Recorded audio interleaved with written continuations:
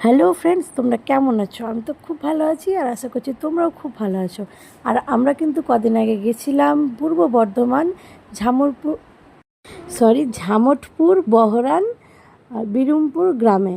তো সেখানে ছিল শিবের গাজন, আমাদের আত্মীয় ছিল, তাদের বাড়িতে গেছিলাম। আর সেখানকার কিন্তু মানুষজন খুবই ভালো, গিয়ে যা দেখতে পেলাম। আর যাদের বাড়ি গেছিলাম তারা প্রত্যেকে সত্যি খুবই ভালো, ছোট থেকে বড়। তো দেখতে গেছিলাম গাজন, শিবের গাজন, তো আমরা কোনোদিনও দেখিনি। তো প্রথম গেলাম, ইচ্ছে ছিল 2-3 দিন থাকার, কিন্তু কাজের ক্ষেত্রে আর থাকা হলো না।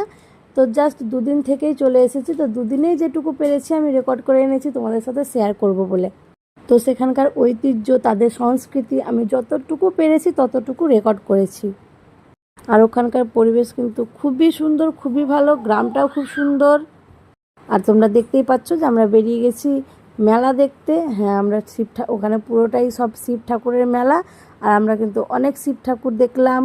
সব থেকে বেশি যেটা চোখে ধরছে সেটা হচ্ছে সেখানকার লাইটিং। যেই গলিতে যাচ্ছি সেই গলিতেই লাইটিং আর শিব ঠাকুর।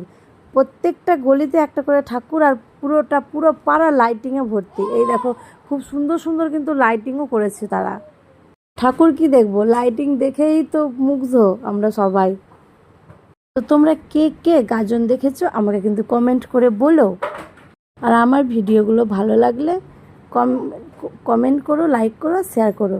তো তো তোমরা দেখতে থাকো, আশা করছি খুব ভালো লাগবে।